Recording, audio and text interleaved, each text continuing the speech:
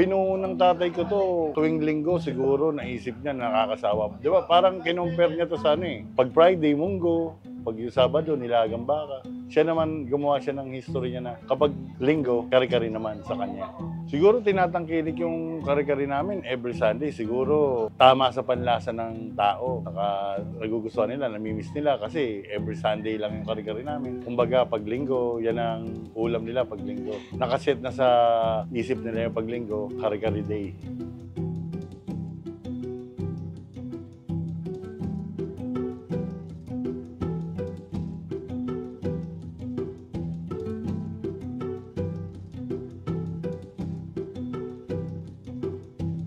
Ako nga pala si Pitlaya, anak ni Mang Pidring Kare-Kare. Bali ito, nag-start to ng 1972. Hanggang ngayon, pinamana na sa amin ng mga magkakapatid yung business ni tatay ko. Bali ang karihan namin dito sa Poblacion Market. Bali ang mga laman nga pala ng mga kare-kare natin, may bituka, may buntot, pata, gilagid, maskara, pisngi, tuwalya, goto. Marami pang laman, pure beef.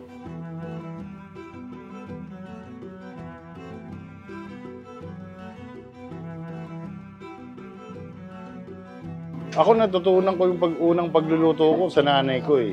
Kasi bata pa lang ako, pinatutulong na ako ng tatay ko. Siguro mga 14 years old. Talagang pinatutulong na ako ng tatay ko eh. Bali, yun, araw-araw tumutulong ako. Kapag di ka tumulong, gulpi ka. Nung araw, hindi pa pwede spoiled. Kaya ako naman, ito na may sukli. Alam ko naman lahat yung mga ginagawa. Kaya mayroon ding tulong yung pagtulong ko pala nung bata ako. Yung kare-kare namin, halos lahat ng mga kapatid ko na pagtapos eh. Ako lang isang taon na lang, hindi pa ako nakatapos.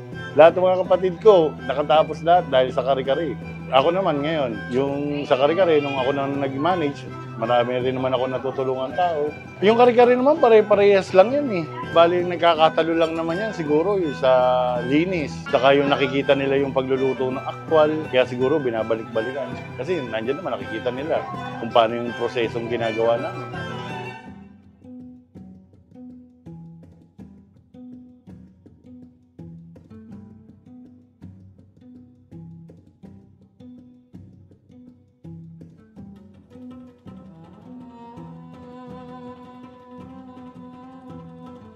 Bali ito, kung gusto nyo mapuntahan po, dito lang po yan sa 110 Pisamora Street, 10th Avenue, Caloocan City.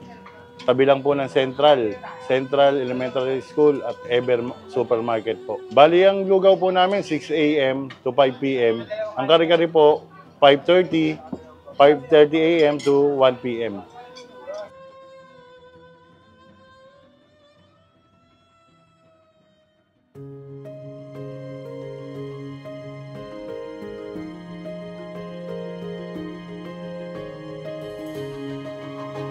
Nasa puso rin yung pagluluto. Kaya pagka nasa puso yung pagluluto, masarap. Tsaka tangkilik ng mga tao. Pag linggo, automatic, ang ulam nila kare-kare. Kasi nakaugalian na nila tuwing Sunday yung kare-kare. Tsaka yung mister ko, kusinero talaga.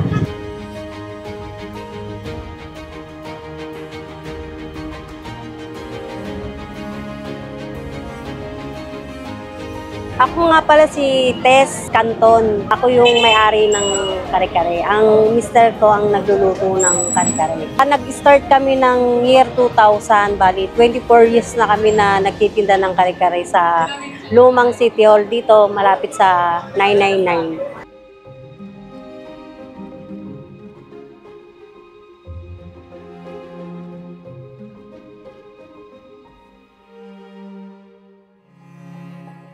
Nakakaubos kami ng 21 kaldero. Bali, ang napapakuluan namin na laman, ngayon nakaka 250 kilos na kami.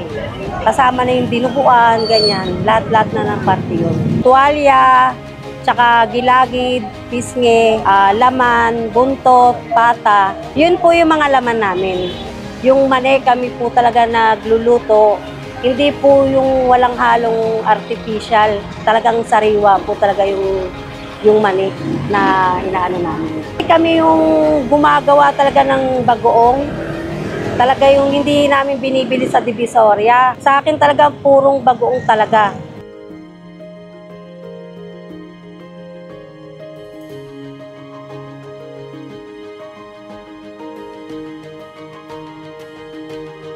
Tuwing Sunday lang po kami nagtitinda. Kasi matrabaho, isang linggo namin siya pinoproseso. Bali, iba-iba kasing araw ang pagluluto. Bawat araw meron kaming schedule. Pag linggo, automatic, ang ulam nila kare-kare. Oo, tiga-Caloocan. Kasi yun ang nakaugalian nila na ulam. Kare-kare, tinuguan, Shanghai, ganyan. Umpisa kami ng 4:30 ng madaling araw hanggang 2 o'clock. Minsan hindi na kami inaabot ng alas 12.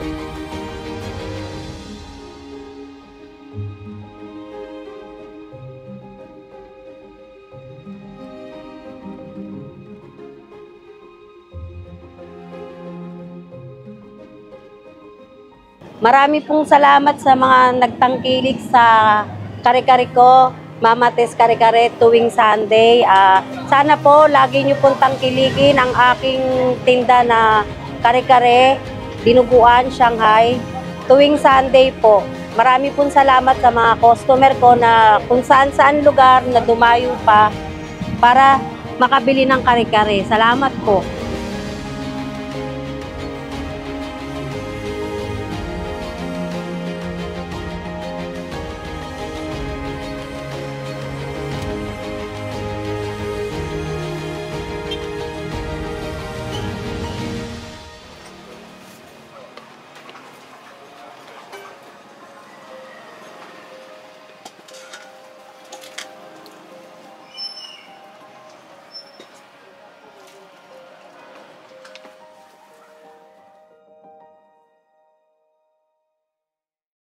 Kung sa Caloocan po is every Sunday ang Kare-Kare Day, sa amin naman po dito sa San Andres, Manila is every Wednesday.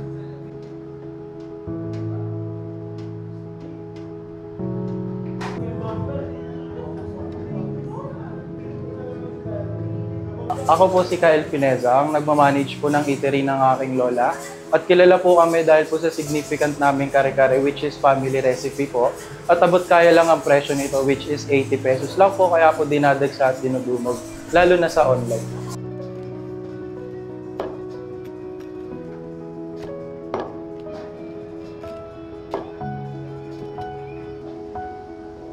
Isa rin po sa pinagkaiba ng aming kare-kare is, para po siya talagang lutong bahay. So medyo maproseso po yung paggawa sa kanya, talaga pong ginagawa siya with love. Kasi po recipe siya once again ng aking lola. Yung ginagamit po sa sauce is purong mani po siya at hindi po tinipid sa ingredients. Kaya po sulit na sulit pa rin yung 80 pesos natin.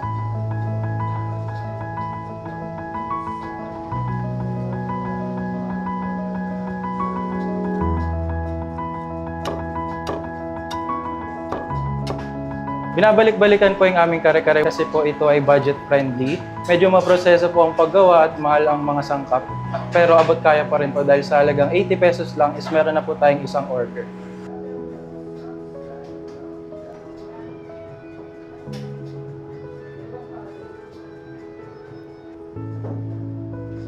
Ang pinagkaiba po ng aming kare-kare is hindi po siya yung traditional na kare-kare, which is ang ginagamit ay baka.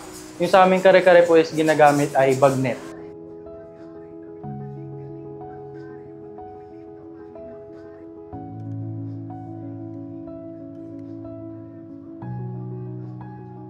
So yung eatery po namin is open po siya from 10 a.m. to 8 p.m. Pero ang aming kare-kare po is available lang po siya every Wednesday. So every Wednesday po is Kare-Kare Day.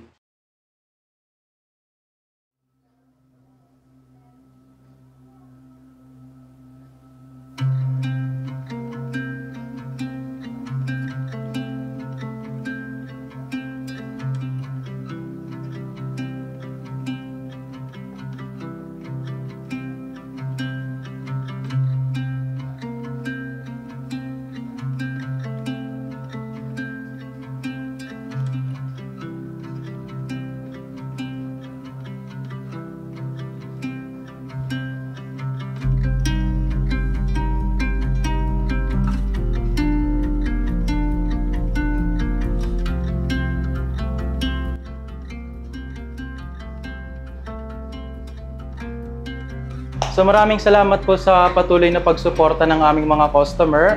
At once again po, inaanyayahan po namin ng lahat para subukan po ang aming dinadagsang kare-kare. Ang location po namin is Nacar Street, corner Dagonoy. Welcome po sila every Wednesday for Kare-Kare Day.